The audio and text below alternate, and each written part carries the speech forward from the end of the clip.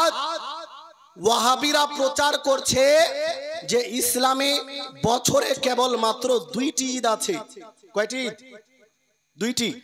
এই 2টি ঈদ বাদে ইসলামে তৃতীয় ঈদ নেই। এই 2টি ঈদ হলো ঈদুল আদহা আর ঈদুল ফিত্র। এই 2টি ঈদ বাদে আর কোনো ঈদ নেই।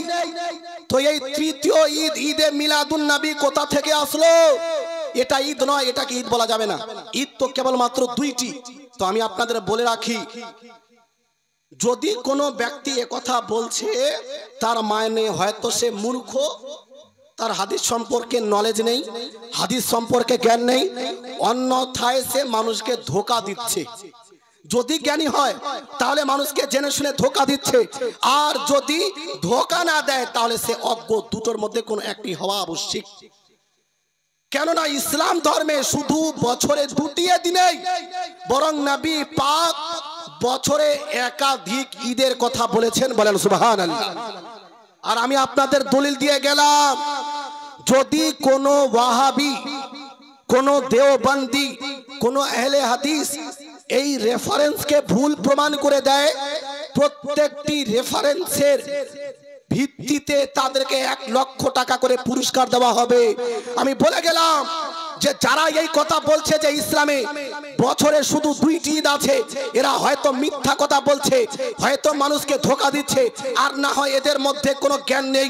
মনে রাখবেন, ইসলাম ধর্মে বছরে শুধুমাত্র 2টি ঈদ নেই, বরং একাধিক ঈদ আছে। বলেন সুবহানাল্লাহ। আপনি উঠান আবু দাউদ শরীফ হাদিস নাম্বার 1047। কত বললাম? 1047। নবী আলাইহিস সালাম বলেন, আল জুমআতু ঈদুন লিল মুসলিমিন। হে আমার উম্মতিরা শোনো, এই জুমার দিন, শুক্রবারের দিন, এটা হলো সমস্ত মুসলমানদের জন্য ঈদের দিন। বলেন সুবহানাল্লাহ। জুমার দিন কিসের দিন? ঈদের দিন। আচ্ছা, বছরে কয়টি জুমা হয়? বছরে 52টি সপ্তাহ, তার মানে 52টি ঈদ তো এমনিতেই হয়ে গেল। 52টি ঈদ খালি জুমাকে নিয়ে হয়ে গেল।